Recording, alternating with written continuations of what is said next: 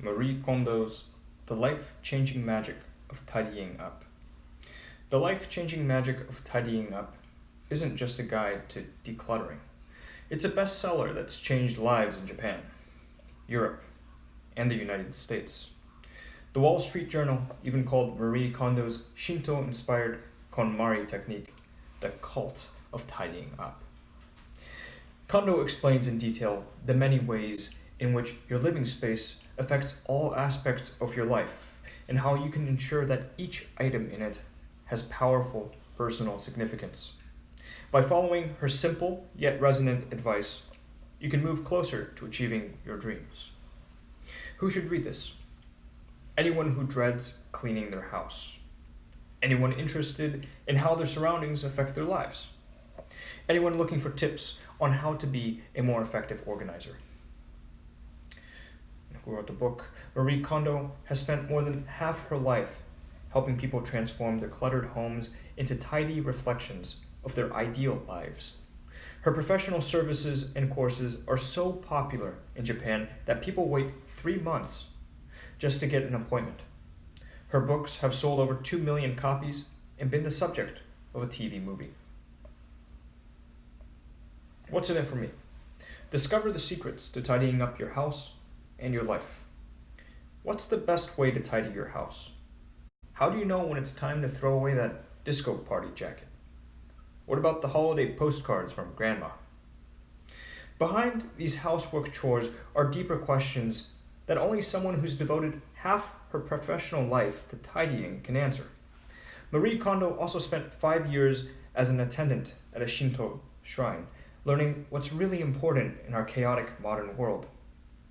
These blinks define declutter guru Marie Kondo's KonMari method, in which tidying is not just cleaning your house, but also a way to become a better decision maker, live more healthily, and reach your dreams. Here's just one example of how the KonMari method changes the way you think about your stuff. When you buy new clothes, remove the packaging and tags right away and welcome them to your home. Treat them as part of your life, not as a product.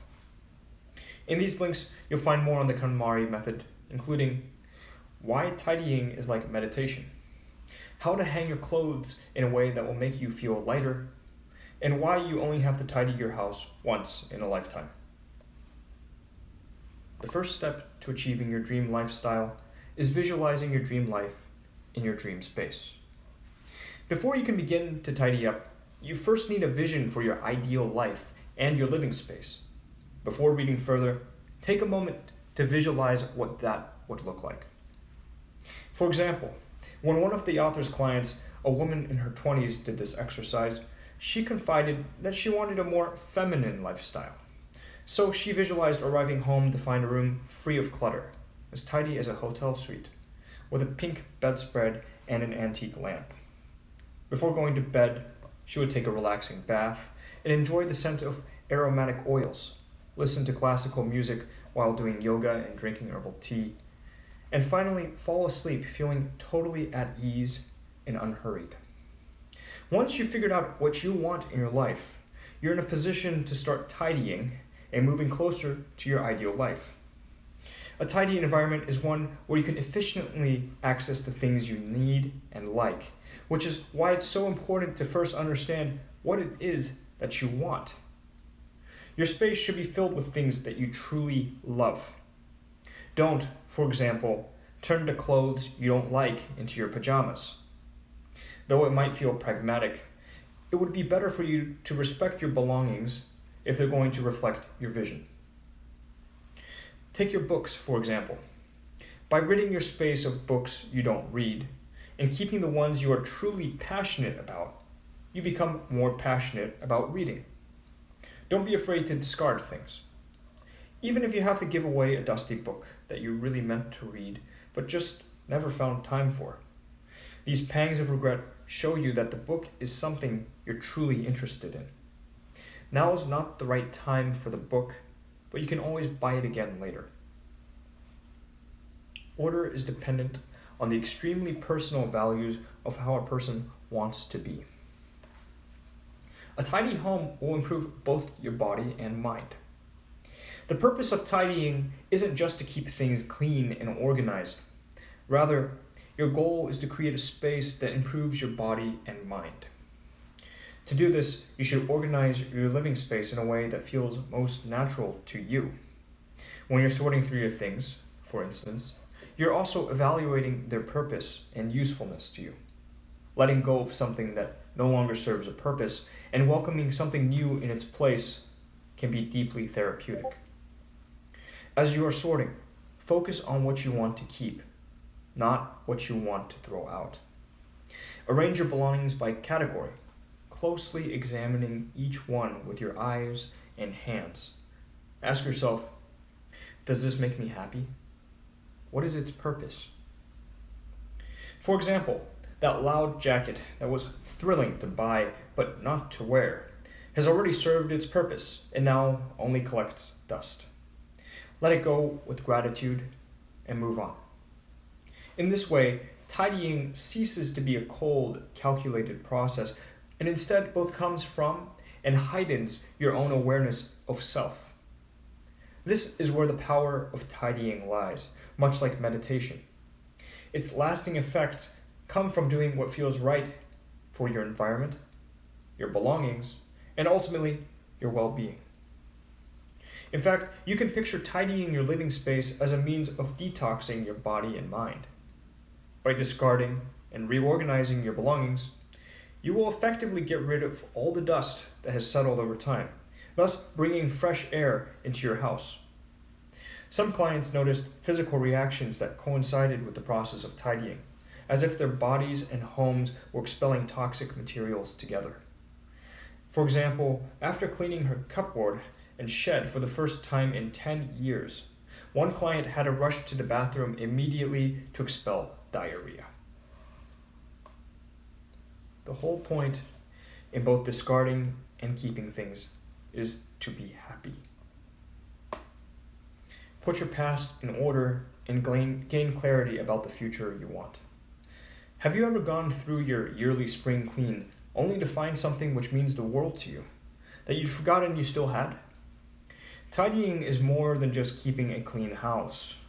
In the process of tidying, you can use the stuff from your past to help guide you into the future.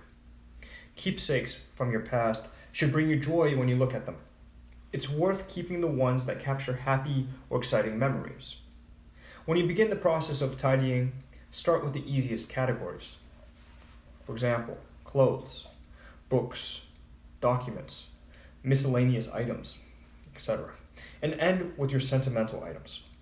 Photos are the most difficult because of the sheer volume and emotional value. Be sure to keep the ones you remember taking and relive the excitement of that moment. But what do you do with sentimental items that you no longer want? Too many people look at their parents' homes as a place to dump their junk. But it's wrong not to consider their feelings when getting rid of sentimental trinkets. Only give them things you think they will enjoy. And when discarding childhood keepsakes, ask your family whether they would rather have it. As you're tidying, you should also ask yourself whether a particular item corresponds to your current wants and needs or your vision for your ideal future. Documents, for instance, rarely succeed in doing this. Realistically assess their purpose according to your current needs. Warranties and manuals, for example, have a short-term purpose and can therefore be discarded once they've outlived that use. Old course materials have likewise outlived their usefulness. After all, you didn't take the course for the materials, but for the experience and the knowledge. Every object has a different role to play. Not all clothes have come to you to be worn threadbare. Create a comforting and invigorating environment by surrounding yourself with neatly organized things that make you happy. Though it may sound unbelievable, changing the way that you tidy your space can have profound effects, not just on your happiness, but also on your very ability to take action. For many, tidying is the first step toward grasping control of their lives. Strive for simplicity and visual order when storing and organizing. Consider carefully how you feel whenever you use or look at your belongings in the space you've designated for them. Your wardrobe is a good place to start. Try organizing your clothes in a way that is visually appealing to you. For example, you could arrange your clothes by fabric, then size and color. Or you could hang them by size, starting with the longest on one side and the shortest on the other. The shape that this creates is visually comforting and will make you feel lighter. As you tidy more of your space, you will discover that organization doesn't just affect your disposition. In fact, it can also give you the power to make decisions and act on them. Some of the author's clients believed that they were born messy, something they'd never be able to change if they wanted to keep a tidy house. But the author doesn't buy it. Instead, she advises them to abandon this negative self-perception and instead to strive for perfection when visualizing their tidy living space. Once they've achieved this vision, they feel like they can do anything if they just put their mind to it. More practically, tidying makes your decisions around the house straightforward and thus improves your decisiveness. Efficient and intuitive storage eliminates the stress of having to search through clutter for the things that you need. It allows you to make decisions instead of being stuck searching helplessly for hours. You only have to tidy once to make a lasting change in your life. Many people find the idea of maintaining a tidy home daunting. After all, doesn't it seem like a lifetime of effort? But they're simply thinking about it the wrong way. Rather, if you organize your space so that it embodies your dream lifestyle, then you only ever have to do a comprehensive tidying once in your life. You can make this seemingly daunting task easier by turning it into a special event. This breakthrough tidying will serve as a crucial and sudden change in your life, a fresh start on the path to your ideal life. The process of tidying is exhaustive, and you should expect to spend a good deal of time on this endeavor. In fact, it takes the author an average of 6 months to tidy a client's house. And as you are carrying out this project, it is important that you approach your space and your belongings with the respect that they deserve. Communicate with your house and your possessions. If you show them that you care, they will respond. While you're tidying, communicate with your possessions and your space. In your space. In doing so, you can clarify your relationship to your belongings, thereby gaining a more intuitive feeling of what is of use to you and what is ready to be discarded. It makes the project smoother and more natural. When the author works in a client's home, she begins by kneeling on the floor out of respect and offers the space a silent greeting, as if she were in a shrine. Even her clothes, usually a dress and a blazer, embody the respect that she shows for the space. Though exhaustive tidying is a one-time project, your day-to-day relationship with your space is likewise important. When the author, for example, takes off her shoes when entering her home, she thanks them for their work. She greets and thanks her house every day and empties the contents of her bag completely, putting each item in a specific place. Though it may be hard, you're going to have to let some of your belongings go. It's now time to approach the most difficult part of the tidying process, throwing things out. It can be difficult to part with your belongings, even the ones for which you have no need. Luckily, there are some tricks you can use to make it easier. Start by determining the purpose of the object and decide whether that purpose has yet been fulfilled. If you hesitate in your answer, ask yourself, why did I get this thing? When? And how? Miscellaneous belongings that you keep just because are common causes of clutter and chaos. For these items, it's best to start with personal, clearly defined categories such as CDs and DVDs, skincare products, accessories, etc., and work your way to more general things like household equipment and supplies, kitchen goods, and the like.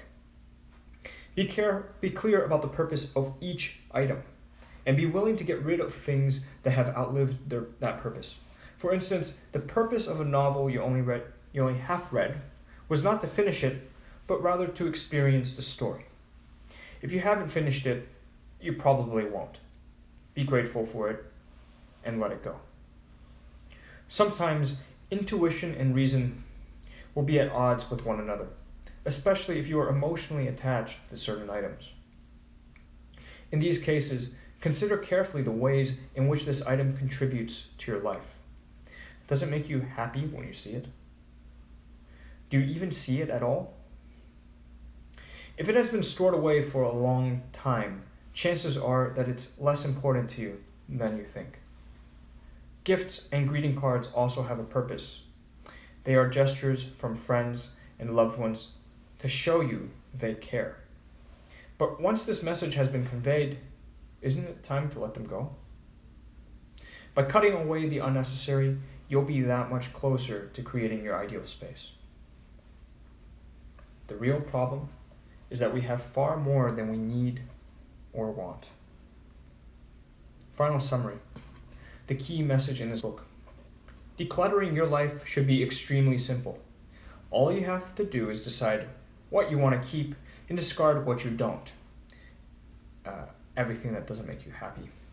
Accomplishing this, however, requires you to dig deep to figure out what kind of life you want to live.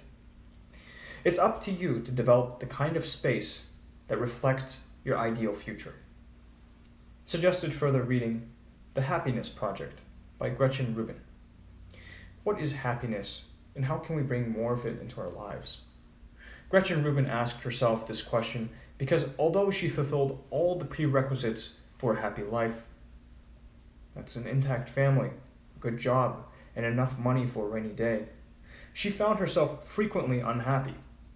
During her year-long happiness project, she read about various techniques and theories on increasing happiness and tried to become happier with their help.